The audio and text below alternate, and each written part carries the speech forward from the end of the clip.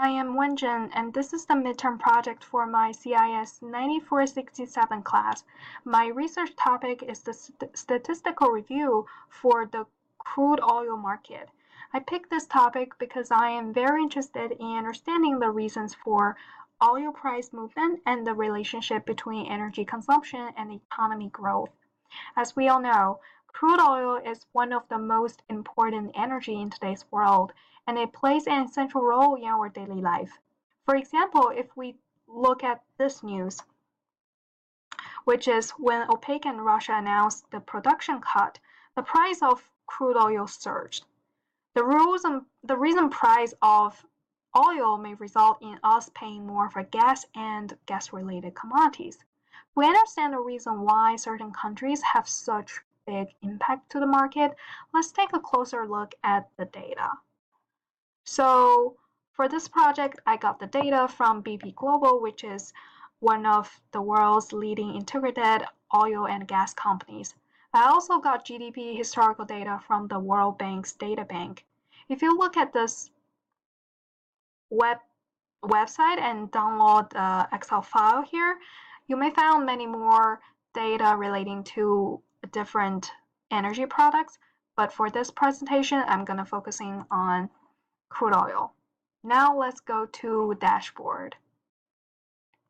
So the first graph here compares total world oil production versus consumption amount. As we may find here, we always produce more than we consume. Although consumption is trending up, we always produce more because nations are storing up their resources. The second chart here is the progression of world energy consumption over the last 20 years from 2000 to 2016. In 2000, US was the biggest energy consumer. With the time goes on, the color, as we can see here, of US region gets lighter, and since China is a quick, fast developing country, this region becomes darker. So let's get to the second part of the dashboard, and here it shows the relationship between GDP and crude oil. And as we can see in this chart, the growth of GDP drove up the demands for the oil. Also here, the growth of GDP drives up the price of crude oil over the last 2 decades.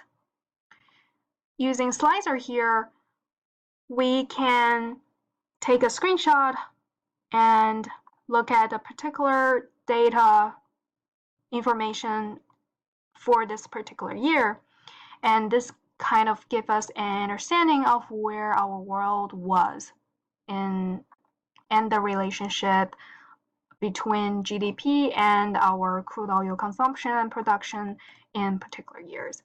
And as you can see here, in 2016, when our GDP is about $80 trillion, we consume this amount of crude oil and we produce this amount. So now let's look at the third part of our dashboard, which is the major supplier and buyers in this market. So again, here we can use this slicer to have an idea about the portion of major buyers for a particular year. And as we can see here, China and India is gaining a larger and larger portion of this pie chart. And also we can use the slicer to narrow the pie chart down to a particular scope. Same logic applies here to the suppliers, and we can use slicers to manipulate and see the trend of this breakdown supplier. So as it shows here, Saudi Arabic is always the major part, and as well as Middle East, the rest of Middle East countries are taking up a lot of major portion of this pie chart. And same thing here, we can limit the scope down to particular regions. Now, the next thing, we can look at the energy consumptions across the regions over the last 2 decades. And here I added trend line after each data series. And as we can see here, Asia Pacific is now the largest consumer. Europe and North America used to be the largest energy consumer. However, the trend went down.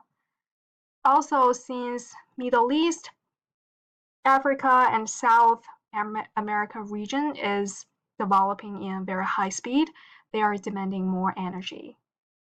So if we want to look at more detail, we can expand this pivot table, and this conditional formatting enables us to tell which country is the top performer or top consumer in a particular region. And here is Russia, and Iran and Saudi are the top consumer in Middle East. Okay, having understand the overall picture of the global crude oil market, let's come back to the original question. Why certain countries, especially OPEC, have such great influence to the market? To illustrate, I put together 2 motion charts using Power View.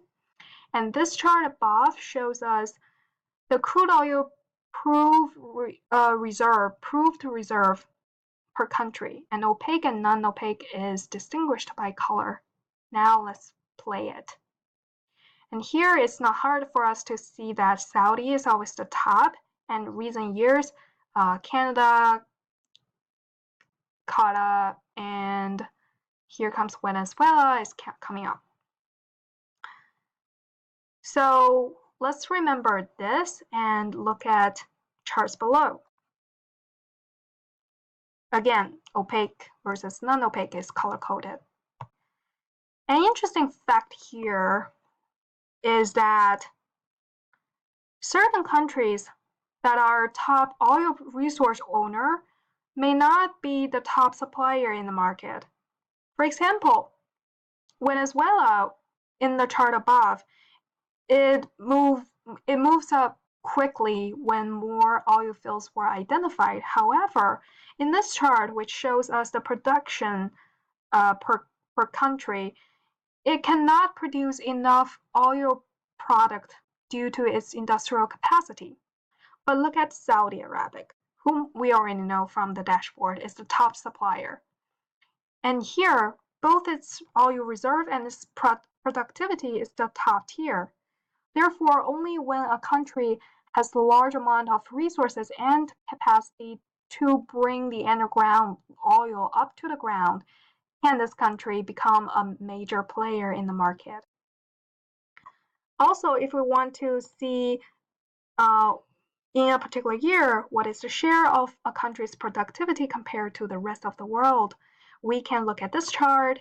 And an interesting fact is in 1991, America, Europe, and Middle East have same amount of production, but in more recent years, like 2016, Middle East gets a lot bigger.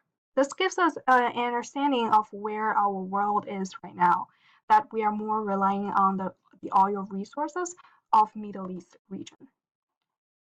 And the last thing we can look here, we can use column chart to select a particular country and see how our productivity change across decades. Okay, so this is the end of my presentation. This project is a great experience for me to understand the market in a more precise and quantitative perspective. Thank you so much for watching.